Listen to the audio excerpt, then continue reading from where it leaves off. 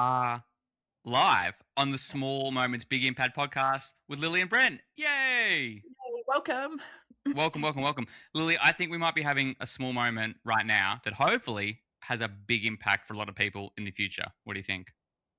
I completely agree. And I feel like the small conversations and the little ideas and suggestions we've had over the last 3 years in general conversation has led to the big moment today of us actually putting this together and giving this a go. And hopefully people will find it as fun and great as we do. Yeah, cool. Before we get stuck into that though, like the small moment was your small moment. You came to me before we get into even like who we are and so on. When did that come about? When did you like flick me an email or a text and went like, "Hey, I got an idea." To be honest, the first time I thought about it was when we went to Canberra. We went to Oh, Canberra. yes. Yeah, back then I think that was 23, February 23. Something like that. Something like that. Time goes so fast. It goes so fast. And we were just preparing ourselves to go in and have these incredible meetings that you had organized. And I just thought to myself, we work so well together. You're somebody I would truly, admire and respect. And I was like, we should do I thought about it then that we should do a podcast, but I didn't want to we had so much on our plate. I didn't want to bring it up. But then I think the first time I flicked you a text would have been a year ago Cool. that I was like, what about this? What are your thoughts? And lucky you agreed. So here we are. And here we are. And before we go any further, let's, for our listeners, as they say, who are you? If people haven't heard of you before, who's Lily Grubb? Who am I? I am a mum of three beautiful neurodiverse children. I'm a business owner. I have grown a phenomenal business that initially started as Little Grub's Orchard and now is LGO Therapy Group. And I'm also the chairperson of the Little Grub's Orchard Foundation that raises much needed funds for kids who don't have access to therapy, kids and youth. So we try to do our best to be within the community and support the ones who are coming through the therapy process. So that's me in a nutshell, and a crazy football fan. Because you haven't got enough on your plate. So you're Got to balance it somehow. got to balance it somewhere. Yeah. Somewhere. We'll get into football, I'm sure, later on with the Suns and the Mighty Tigers, which you can see behind me over here. So, but my name's Brent. I'm a dad of two, 11 and 8-year-old, and a husband to Kylie. And I have my business, Flex Public Relations. And then outside of that, I do a fair bit of sports stuff here and there. A lot of the focus has been on the kids lately, sort of coaching and helping them. But AFL, triathlon, running, swimming, you name it, done there sort of over the years, which you can get to later on down the track. So we're here doing small moments and big impact. Maybe we touch on it a little bit. Let's unpack the name a bit. What do you think it means? I think you and I talk about it often. The little things that kind of lead you to the big outcomes. So it's the little things we do every day, and it can be within our home, it can be within our work environment, with our team, with our clients, with people that we work with, people that we support, even football.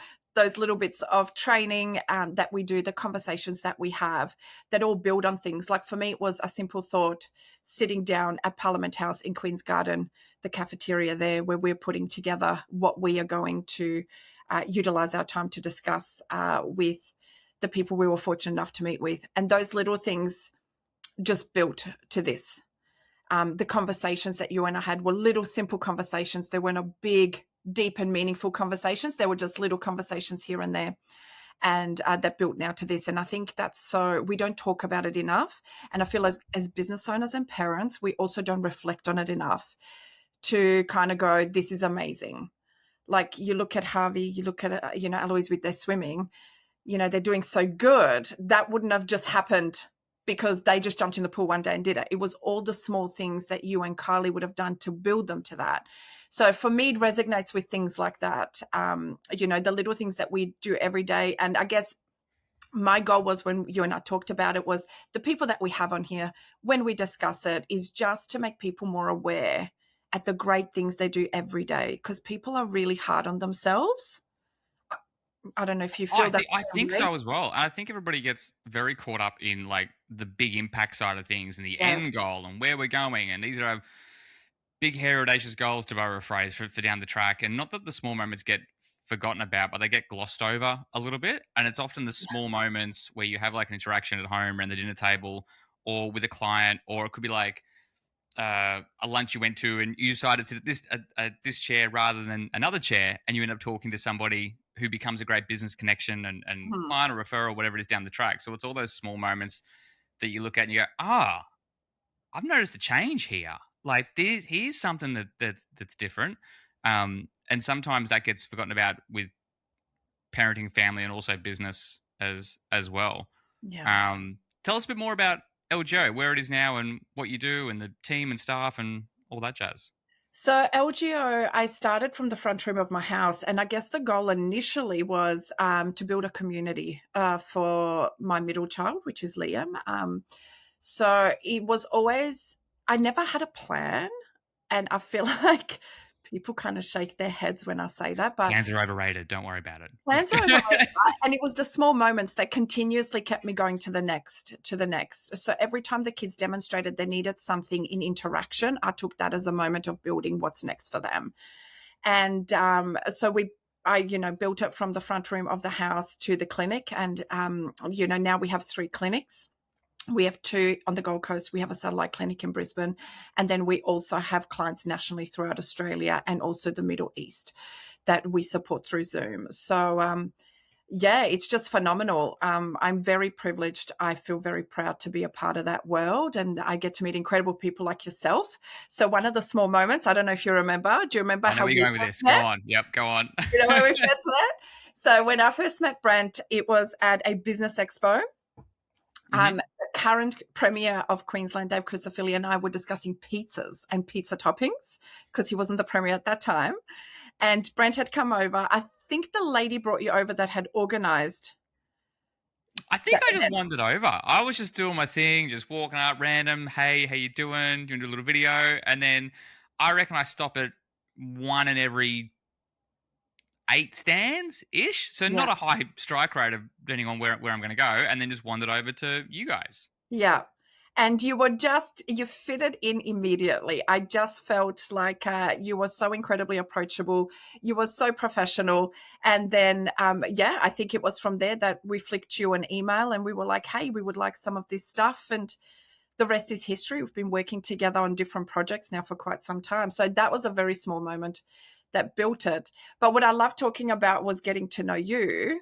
This is my favorite because I feel like, especially for female listeners, this is going to be really lovely to hear from a male perspective Hmm. Oh yeah, of what brought you to the decision to leave the job you had, which you loved, right? yeah. To do what you're doing today. I think that's a really good one to share too. So you mentioned before that we were in Canberra at Parliament House a year or so ago, and prior to starting Flex PR in January 2020, I used to work in the office of a federal member of Parliament, Milton Dick, the federal member for Oxley, who's now the Speaker of the House. So Um, cool. and so initially, like I wasn't a party member or anything like that even beforehand. So we're talking way back in 2016 ish now. Wasn't a party member, wasn't super involved in politics, but just had an interest in it. Um, and here's a small moment. I didn't have thought about this in ages. I saw Milton sitting at a cafe when I was working my previous job, which we'll talk about maybe on another episode. And I was like, that's Milton Dick. He's running for our local area. I'm going to go say hi. And then just walked up and introduced myself and said I was interested in politics and, wished him all the best and everything. And then I think I sent him a message or like a DM on Twitter like a couple of days later saying, oh, hey, if you need any volunteers or anything, like I'm happy to help. And knowing what I know now about the system, he would have been like, yes. Like, Yes, please. so I volunteered his campaign and ended up getting a job in his office, looking after essentially all PR and comms in terms of socials, newsletters, websites, media releases, speech writing, everything that we now do, for, like his Facebook and Google ads, everything that we now do at Flex, I used to do for Milton.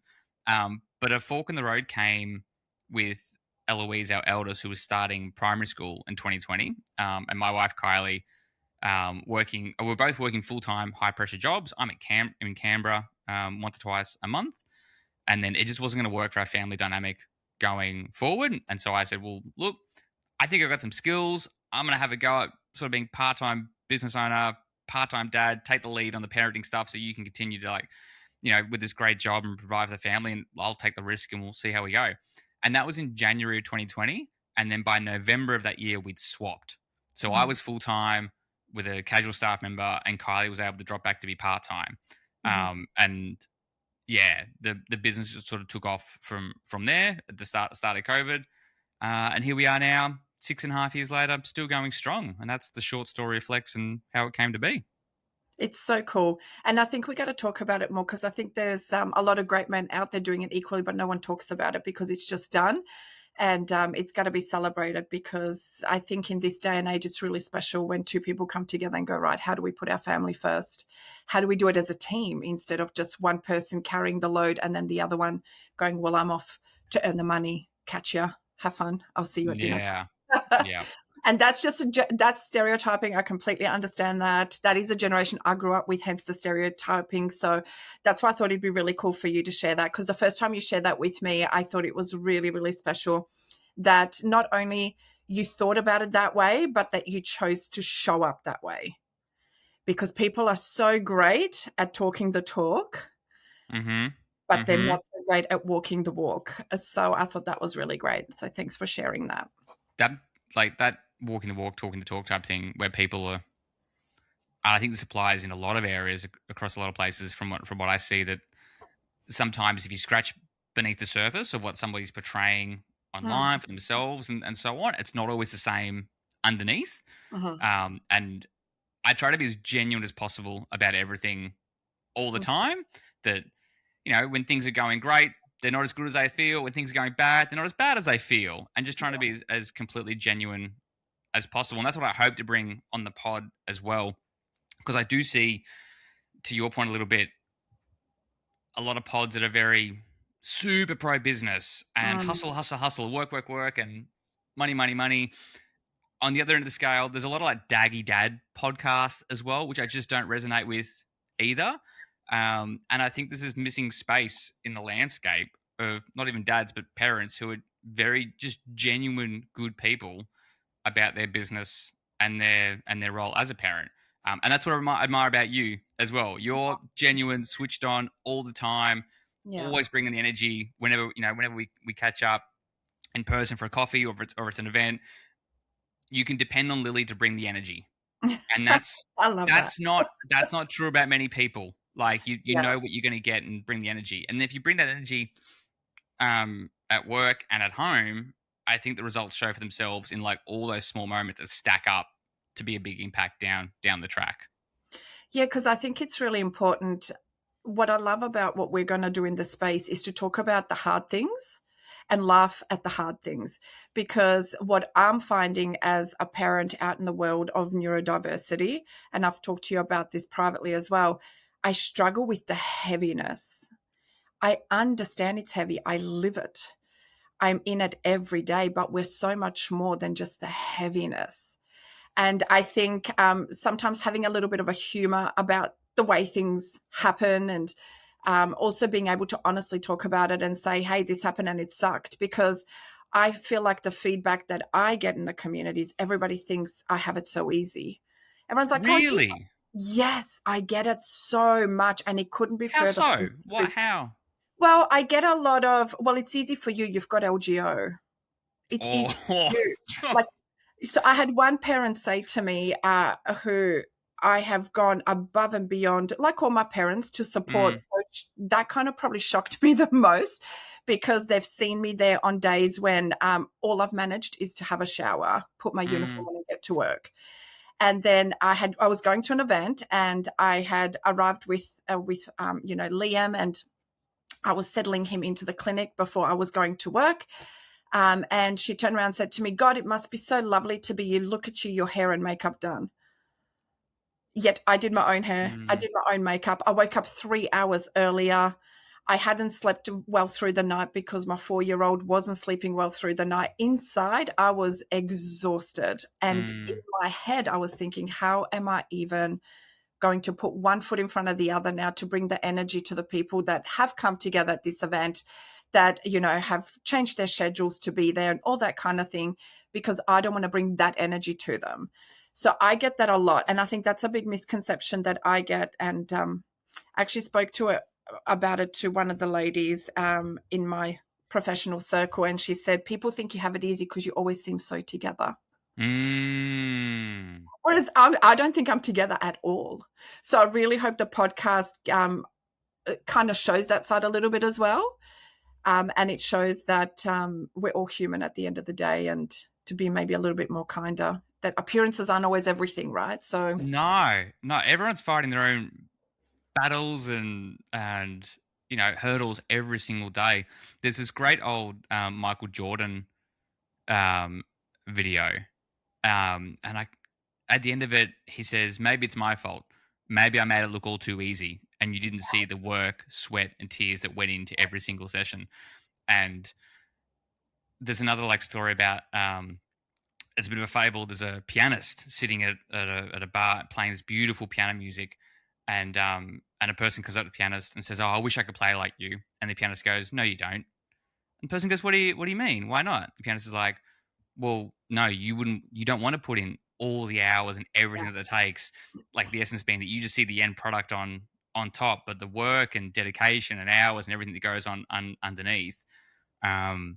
Yeah, it's incredible. I have only admiration for you and the whole team. For I know how business is hard. It's really hard. And when you've got people relying on you from a full 360, circle where it's clients, staff members, your own family, the team.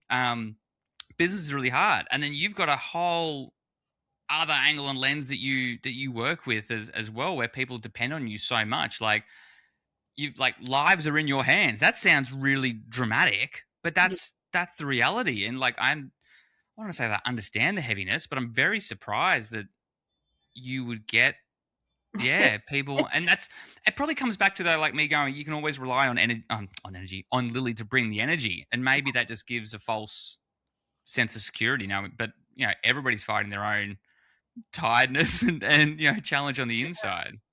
And I think also the battle, because you're right, business is hard. I saw a good quote too from Cristiano Ronaldo, where he said, I will give you the roadmap.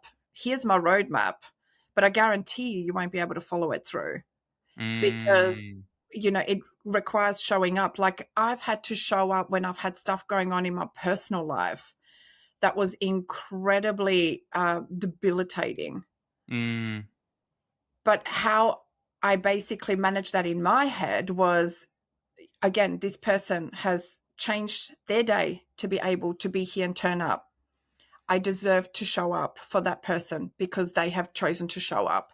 So, and to be able to put that aside and to be able to show up and do what I've committed to doing. So whether it's therapy, whether it's delivering for a child, with whatever therapy programs we're doing, whether it's a meeting, this particular situation I'm referring to, it was terrible, but he was waiting for me. Our child was waiting for me at school.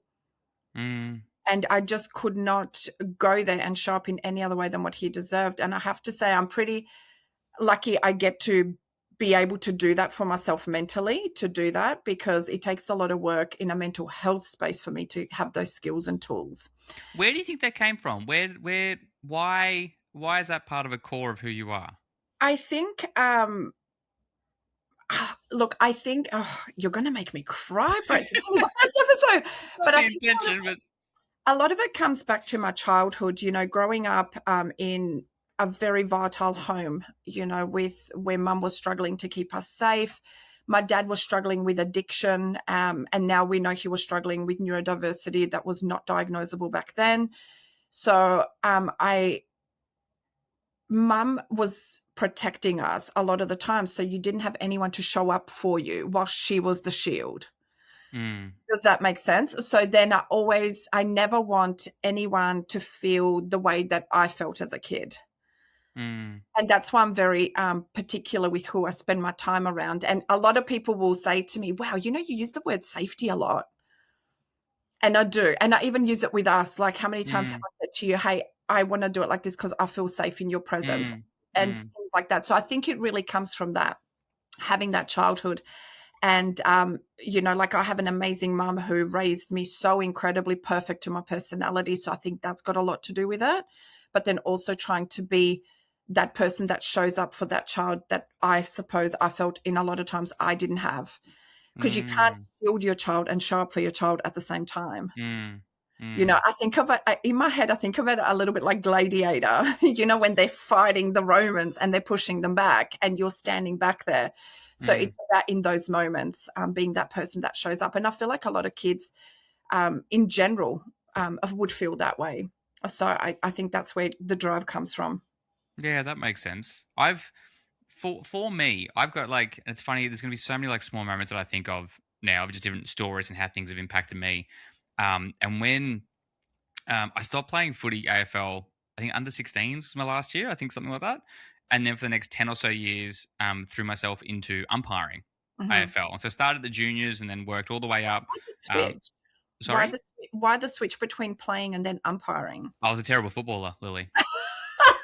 It's very simple. That's best position was on the bench. That's Okay, fair enough. um.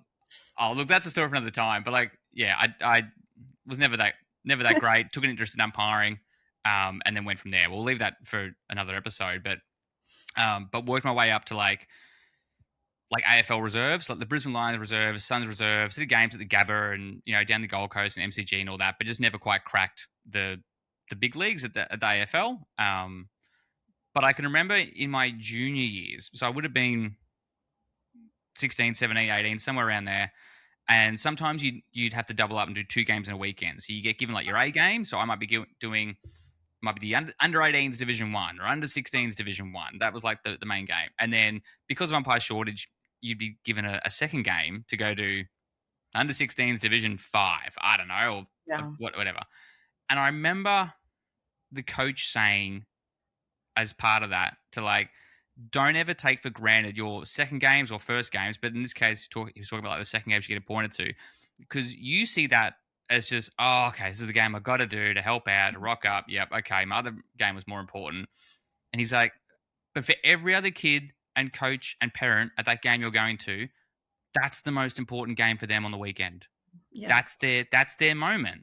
And you need to show up and respect that that's their moment and that's their most important thing happening this weekend.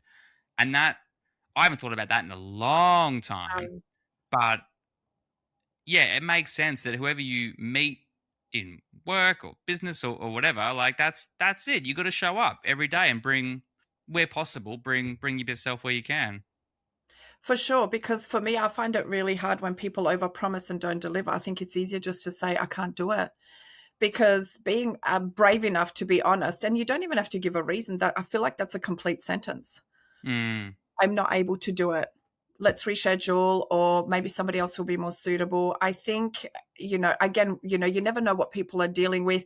For example, football used to be my one time in the weekend. We used to go with my whole family where it just didn't matter where I came from. It didn't matter that I couldn't speak English for the first, 2 years of living in Australia. We were a community. You would cheer when the ball went through the middle, but those people showing up made that possible, right?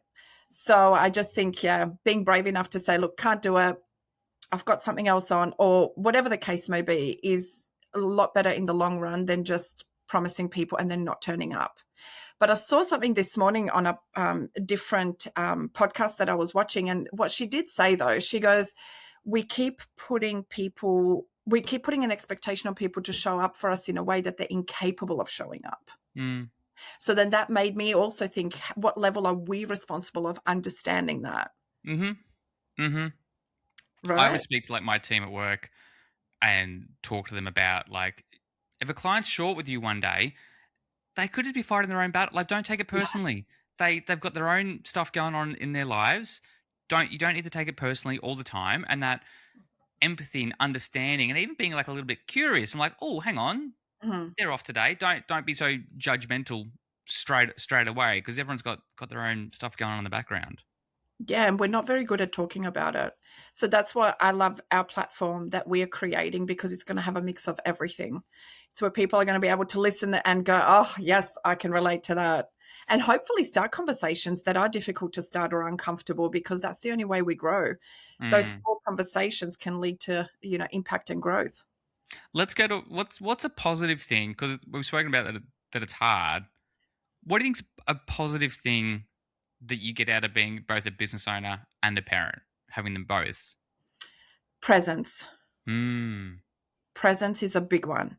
So my mum had to work 2 jobs, and I work 3 jobs she used to work in a day.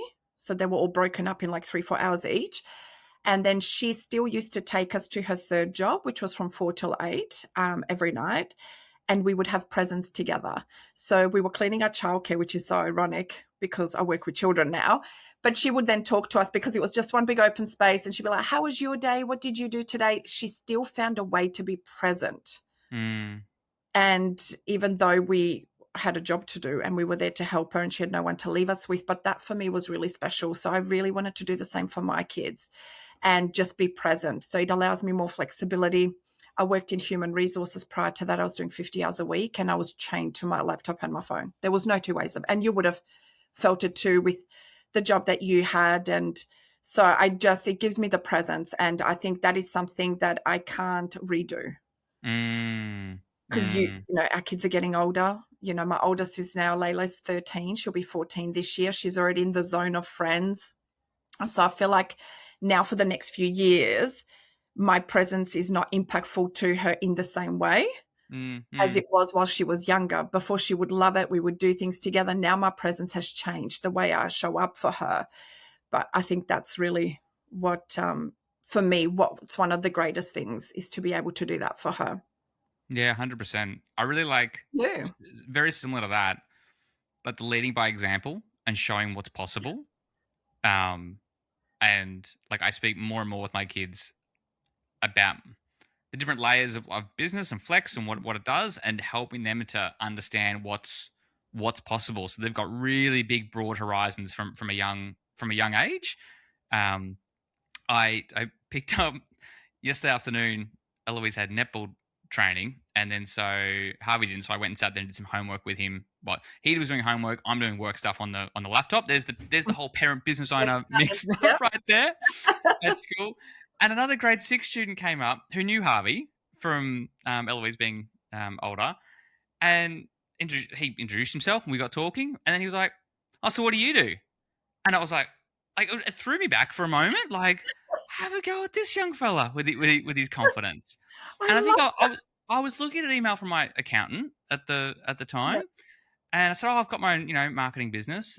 And he goes, "Oh, is that it?" Like pointing at my laptop, and I was like, "Oh, no, no, but I can show you if you want." And he's How? like, "Oh, yeah." And then so I showed him the website, had a big flick through it. He's like, "Oh, okay, cool, whatever." And he's like, "Oh, my dad's got his own business. He does, so and so." I was Mhm. like, "Ooh." Like, mate, the confidence you've got to ask about this, and about, you've met somebody else who has their own business, and because Wow. dad does, you're just away to the races. You feel super comfortable asking me a few questions. And that's sort of like what I hope for my kids as well, to like lead by example, and their horizons are broaden through that. That's phenomenal. Even just to be able to have a conversation with an adult at that age and ask adult appropriate questions, like, "What do Mm-hmm. you do?" That's phenomenal. I love that. I feel It was very yeah, impressive. it's not enough of it anymore. I feel like kids don't interact like that anymore. Like, even the 13, 14-year-olds, I might get a bruh or a bro, I get it, bro, all the time about depending on how stuff. Yeah. generous she's feeling. But yeah.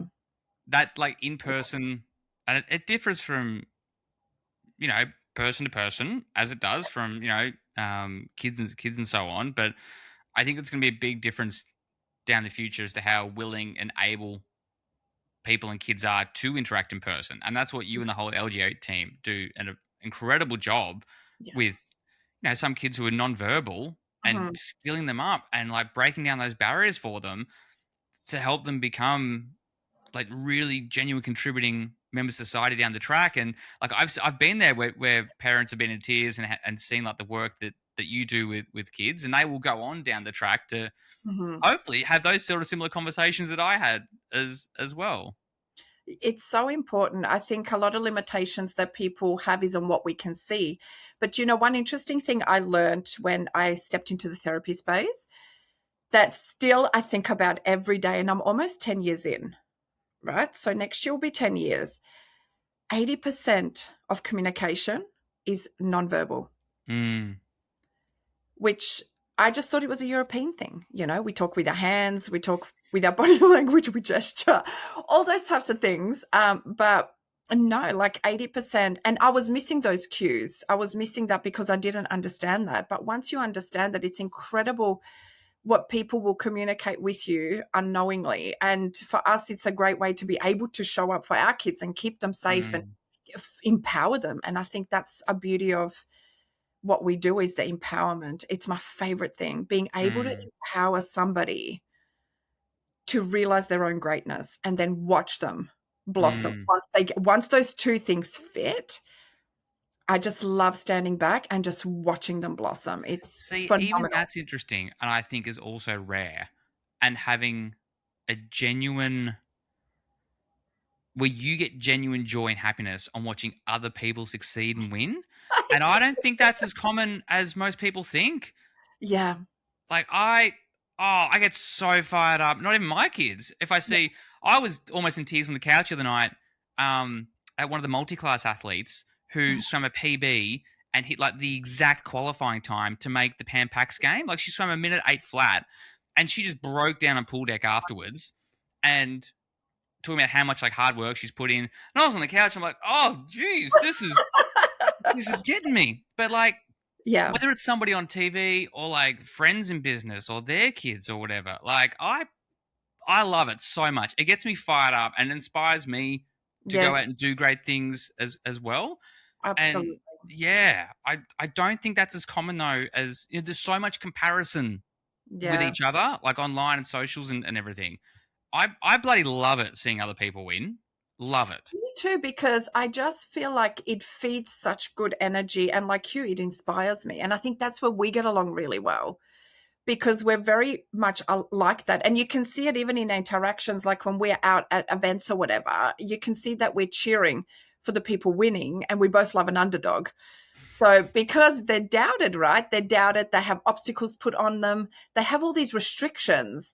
And sometimes I say, like, the best response is action.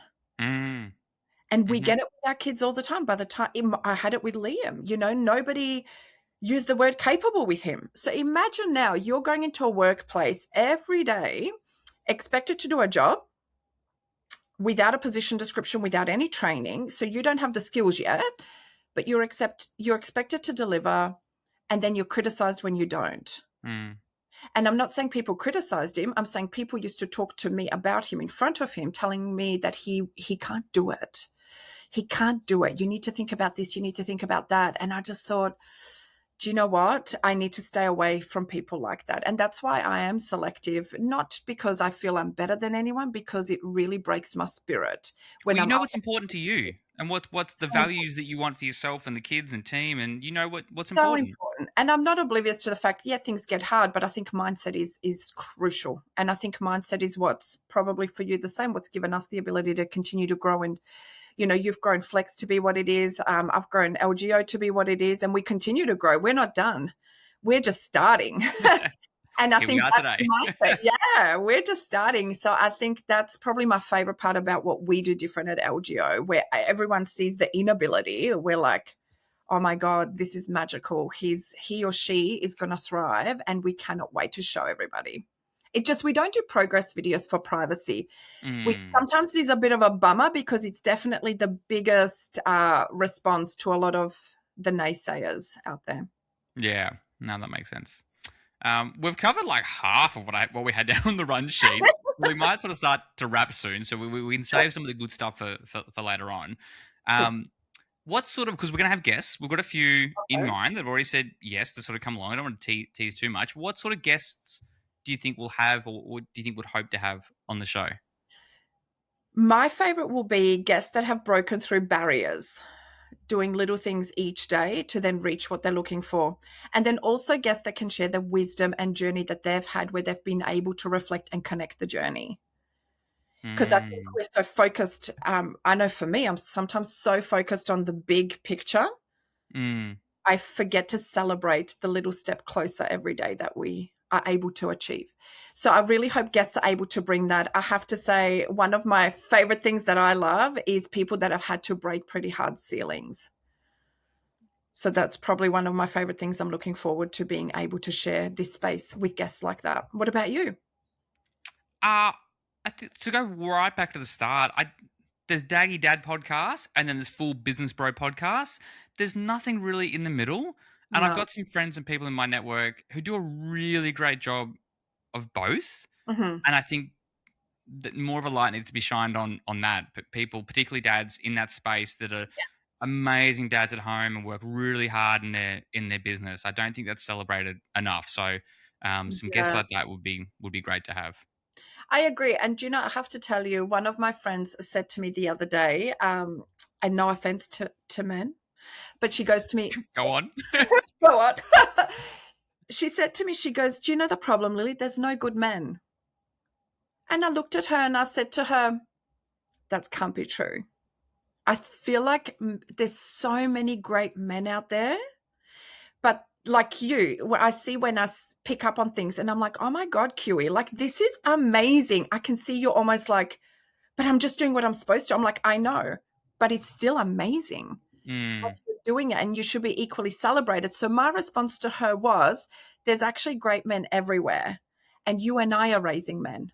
mhm. So we are also raising great men. And I think that's an important mindset as well that I hope we're able to shift a little bit with this whole mindset, because you've had interaction with a handful of maybe unproductive situations, Mm, the grouping. And I think it's very unfair because, yeah, I think there's so many great businessmen and dads out there that mm, really do it hard, and they're so hard on themselves. And I think just like us women, for me, when you turn around to me and go, you did really good, hey, I'm like, wow, thank you. mhm. Right?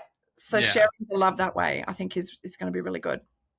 Before we wrap, I'm going to spring a challenge on you, and I didn't have this in the You run didn't sheet. prepare me for this I one. didn't. It's like 'cause my mind goes a million miles an hour when we get started, and we spoke about like a lot of small moments today, Okay. and about both in business and then for Mhm. kids as well, and giving them opportunities to break new ground and explore new things. Um, and this is a different take on the marshmallow test. There's the classic like marshmallow Okay. test where the kids wait for marshmallows. This is different. This is one for you, and then you can try it with your kids if you want and see how they Okay. go. I'm Before our intrigued. next episode, Okay. next time you go into a cafe somewhere, Mhm. order your drinks and so Okay. on, food, whatever it is. Um, pay for it up front. So go and order, pay for it up Okay. front. That part's really important. Then it comes out and sits down. Then go up and ask for a marshmallow Okay. that you haven't paid for, but like it costs them 20 cents. I don't know. Like it's like that. So hey, look, hey, I'm really sorry. I've ordered my drinks. Forgot to get some marshmallows. Can I get some marshmallows as well on the side? Like can you just bring them out now for us? And it's a bit of a, oh, I'm asking for something extra, like above and beyond. And inside it's like, oh, I like for me, I go, I should have ordered it. It's my fault. I'm not going to. Yeah. But it's like, yeah, I remember I've done it a couple of times now. I haven't done it with my It kids. worked? Yeah, Did they I'm two make from you pay two. for Two from it? two. You It's just I a gotta get on marshmallow. this. You can't do a full like innings without me being on board. I'll be two No, for two. but it's. I think it gives a bit of practice for like going a little bit outside your At least for me, it Yes. is. And look, the worst that can happen is like they say no, you need to pay for it, and then they go Pretty. on. But yeah, I've done that before, and then I'll probably pick out Eloise to do it first. But Mhm. just be bold, be brave. Like if you ask nicely and politely and are respectful, you'll be surprised what people will do for you that Yeah. are a little bit outside the norm. So get used to that sort of thing. As long as you're respectful, polite and nice about it, Mhm. people will look after you. They really will. So, Okay. but Challenge accepted. there you go, marshmallow test. Well, that's it for that. We've got lots more to cover. We'll have guests coming on. We'll cover more small moments, big impact. But that is a wrap on episode 1 of Small Moments, Big Impact. All done. Thanks for listening. Have a great day. Bye.